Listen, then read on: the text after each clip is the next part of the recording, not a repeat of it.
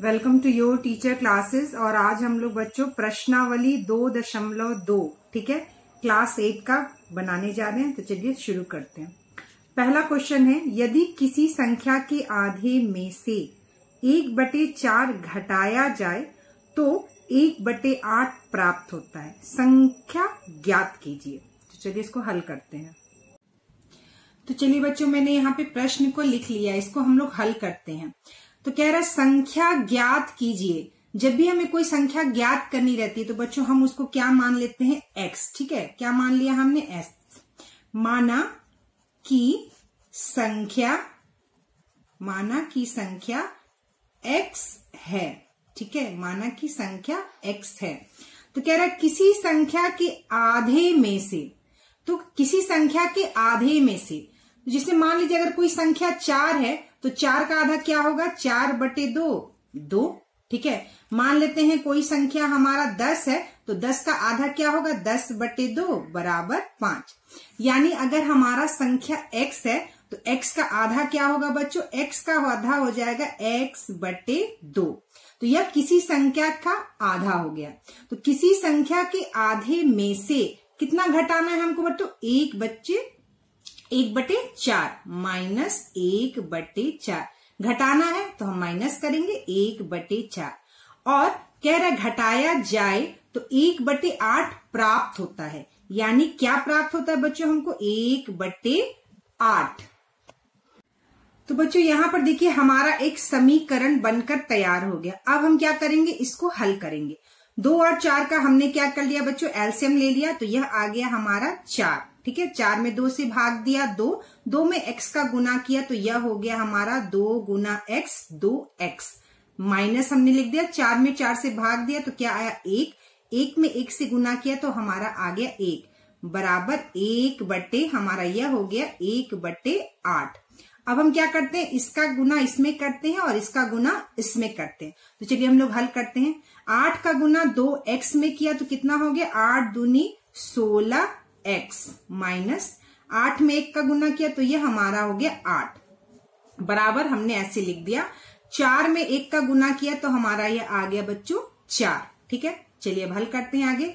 16x बराबर हो जाएगा -8 को जब हम इधर ले जाएंगे तो यह हो जाएगा 4 + 8। ठीक है, तो 16x बराबर 8 और 4 कितना, 16x बराबर 8 4 कितना हो गया हमारा 12। ठीक है, 8 4 हमारा हो गया 12। तो x बराबर 12 ये हो गया हमारा 16। यह 16 12 के नीचे आ जाएगा, 12/16। तो 12 को हमने काटा बच्चों 6 से और 16 को काटा 8 से, 2 से काटा हमने। फिर 2 से 6 को काटा 3 बार में और यह हो गया 4 बार में। यानी x बराबर आ गया बच्चों हमारा 3/4। तो यह हो गया इसका आंसर। तो चलिए बच्चों यहाँ पे दूसरा प्रश्न है, यदि किसी आयत की लंबाई और चौड़ाई का अंतर 5 मीटर है और परिमिति उसका दिया है, किसका, आयत का परिमिति 110 मीटर हो तो लंबाई एवं चौड़ाई ज्ञात करें। ठीक है, तो इसको हल करेंगे हम। तो जो भी ज्ञात करना होता है उसको क्या हम मानते हैं, x मानते, किसी भी चीज को। यहाँ पे 2 चीज ज्ञात करना है, लंबाई और चौड़ाई, तो हम 2 मानेंगे, x और y। तो माना कि आयत की लंबाई x है, ठीक है, x मीटर है, और माना कि आयत की चौड़ाई y मीटर है। ठीक है, तो हमने मान लिया x और y, लंबाई को x चौड़ाई को y। तो उसके बाद क्या कह रहा है, लंबाई और चौड़ाई का अंतर 5 मीटर है। ठीक है, अंतर 5 मीटर है, मतलब इन दोनों का अंतर 5 मीटर है। तो अंतर हमेशा माइनस से दर्शाया जाता है। तो x में से जब हम y को घटाएंगे तो इसका अंतर पता चलेगा। तो यह कितना दिया है बच्चों, 5 मीटर दिया है। ठीक है, चौड़ाई और लंबाई का जब अंतर निकालेंगे तो यह कितना दिया है, 5 मीटर। और हम इसको मान लेंगे बच्चों पहला इक्वेशन। हम इसको क्या मान लिए, पहला इक्वेशन। ठीक है, अब देखिए यहां पर क्या कह रहा है। ठीक है, तो देखिए यहां पर क्वेश्चन में कह रहा है परिमिति जो है, आयत की परिमिति 110 मीटर दी हुई है। ठीक है, तो आयत की परिमिति क्या होता है, आयत की परिमिति का जो सूत्र होता है वह होता है 2 गुना लंबाई प्लस चौड़ाई। ठीक है, 2 गुना लंबाई प्लस चौड़ाई। तो यहाँ पे लंबाई कितना है बच्चों, x है, और चौड़ाई कितना है, y है। तो हम यहाँ पर लिख देंगे 2 गुना लंबाई को लिख दिया हमने x और चौड़ाई को लिख दिया हमने y, और यह कितना दिया हुआ है बच्चों, हमारा 110 मीटर। ठीक है, 110 मीटर। हम इसको कैसे लिख सकते हैं, x प्लस वाई बराबर 110, और यह 2 जो है इसके नीचे हम यहाँ लिख सकते हैं। ठीक है, यहाँ लिख सकते हैं। और अगर आप इसको देखिए तो यह जो ब्रैकेट में है 2 का क्या है बच्चों, 2 का इससे गुना है, 2 का इससे गुना बराबर 110, वही यहाँ पे चीज लिखी हुई है। तो 2 को हम क्या करें, 110 के नीचे यहाँ ले आए। ठीक है, 2 से 110 को हम काट देंगे और यह कट जाएगा 55 बार में। ठीक है, तो हमारा x प्लस वाई बराबर 55। ठीक है, ये हमारा हो गया बच्चों दूसरा क्वेश्चन, इक्वेशन। ठीक है, सॉरी, यह हो गया हमारा दूसरा इक्वेशन। ठीक है, अब देखिए हम लोग क्या करेंगे, पहले इक्वेशन और दूसरे इक्वेशन को एक साथ लिखेंगे। ठीक है, तो यहां पर हमने लिख दिया x प्लस वाई बराबर 55, दूसरा इक्वेशन, और यहां पर एक इक्वेशन है x माइनस वाई बराबर 5। ठीक है, ये हमारा है पहला इक्वेशन। ठीक है, हमने क्या किया, दूसरे इक्वेशन को ऊपर और पहले इक्वेशन को नीचे लिखा। अब देखिए क्या करना होता है बच्चों, जब हमें 2 इक्वेशन मिलते हैं। ठीक है, 2 इक्वेशन मिल गया, यानी ये हमारा 2 समीकरण मिल गया। जब 2 समीकरण मिलता है तो उसमें हमें क्या करना होता है, हमें जोड़ना या घटाना रहता है। पहले और दूसरे इक्वेशन को या तो जोड़ना होता है या तो घटाना होता है, लेकिन यह हमको यह देखना पड़ता है कि हम इसमें जोड़े या घटाएं। ठीक है, ताकि क्या हो कि y और y जो है वह कट जाए, मतलब दोनों में से कोई एक कट जाए और एक जो है वह जुड़ जाए।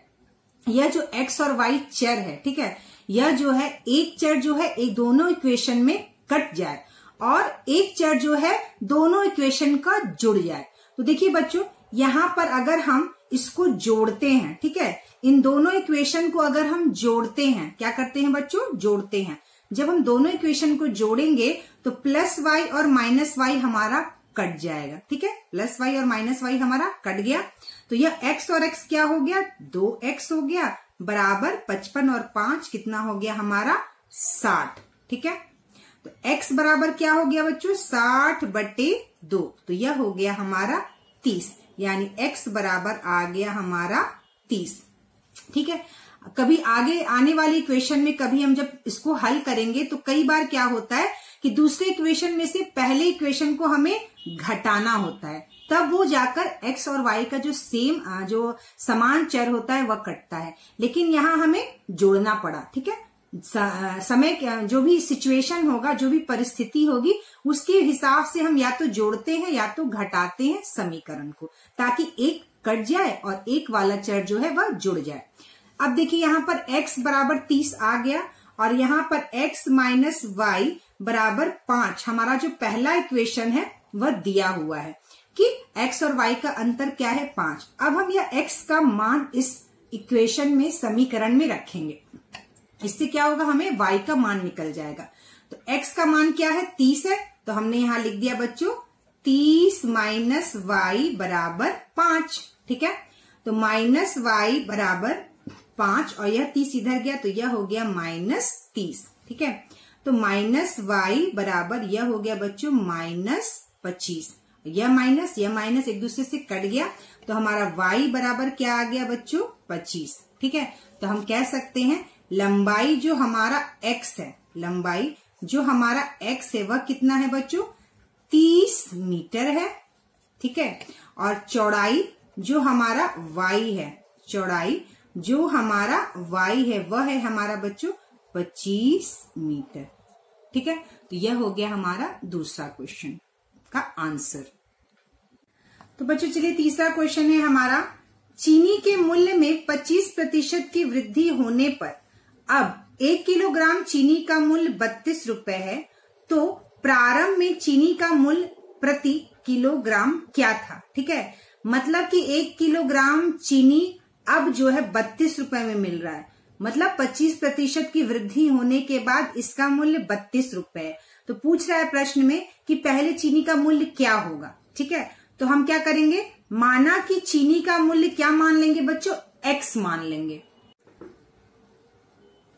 तो बच्चों यहाँ पर कह रहा है कि उसमें चीनी के मूल्य में 25% की वृद्धि हुई। ठीक है, तो चीनी का मूल्य जो x है, तो x का 25%, x का 25%, तो x का 25% क्या हो जाएगा बच्चों, x गुना 25/100 हो गया। 25% को हम कैसे लिख सकते हैं, 25/100, यानी कि x में जब 25% की वृद्धि हो गई तो यह कितना हो गया बच्चों, 25x/100 हो गया। ठीक है, पहले चीनी का मूल्य x था और अब चीनी का मूल्य 25% बढ़ने के बाद 25x/100 हो गया। तो हम क्या करेंगे, इसको लिखेंगे x प्लस x यानी 25/100 या 25x/100, और यह जो है अब बनकर कितना हो गया, बढ़कर, यह बढ़कर बन गया है 32 रुपए। ठीक है, तो इस तरह के प्रश्न का समीकरण हम इस तरह से बनाते हैं।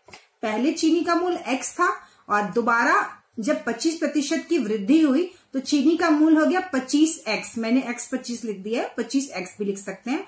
तो 25x/100, तो पहले जो चीनी का मूल्य था उसमें जब हम 25% की वृद्धि हुई, जब हम उसको जोड़ देते हैं तो चीनी का मूल्य क्या बन जाता है, 32 रुपए। ठीक है, ये बात आप समझे। पहले चीनी का मूल्य x था और जब 25% की वृद्धि हुई तो हम 25% जो है x यानी चीनी के मूल्य में जोड़ दे रहे हैं, और जब जोड़ रहे हैं तो उसका मूल्य कितना बन जा रहा है, 32। अब हम क्या करेंगे, इसको हल करेंगे। तो सबसे पहले 25 से 100 यह 4 बार में हमारा कट गया। ठीक है, तो हम यहाँ पे लिख सकते हैं बच्चों x प्लस, ठीक है, x प्लस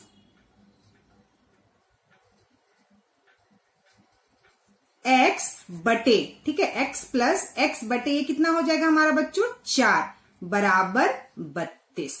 ठीक है, यानी इसके नीचे 1 है। अब हम क्या करेंगे, इसका एलसीएम ले लेंगे। ठीक है, इसका एलसीएम हमने ले लिया तो यह हो गया 4, 4 में 1 से भाग दिया तो यह हो गया 4, 4 में x से गुना किए तो यह हो गया 4x, 4 में 4 से भाग दिए 1, और 1 में x का गुना किए तो यह हो गया x। ठीक है, बराबर 32। ठीक है, अब देखिए बच्चों 4x में x जोड़ेंगे तो कितना हो गया बच्चों हमारा, 5x/4 बराबर 32। ठीक है, यानी इसके नीचे 1, इसका मल्टीप्लीकेशन इससे, इसका मल्टीप्लीकेशन इससे, जिसे हम क्या कहते हैं, क्रॉस मल्टीप्लीकेशन कहते हैं। तो यह हो जाएगा बच्चों 5x बराबर 32 गुना 4। ठीक है, तो 5x बराबर 32 गुना 4 कितना हो गया, 128, 4 दूनी 8, 4 तिरिका 12। तो x बराबर हो गया बच्चों 128/5। ठीक है, 128/5। जब हम 128 से 5 से भाग देंगे, ठीक है, 128 में हम क्या करेंगे, 5 से भाग देंगे, तो 5 दूनी यह आ जाएगा 10, 2 और यह हो गया 8। ठीक है, ये हो गया। अब ये कितने से कटेगा, 5 × 25, 8 में से 5 गया 3 और यह कट गया, दशमलव लिए, यह हो गया 0। ठीक है, और 5 × 30। ठीक है, तो यह हो गया हमारा कट गया। तो हमारा x का मान क्या आ गया बच्चों, 25.6। x का मान क्या आ गया बच्चों हमारा, 25.6। तो चीनी का मूल्य पहले कितना रहा होगा, 25.6। ठीक है, तो बच्चों यह x जो है वह क्या है, चीनी का वह मूल्य है जो 25% वृद्धि होने के पहले थी। ठीक है, तो चीनी का मूल्य कितना हमारा निकल गया, 25.6 या 60 रुपए। ठीक है,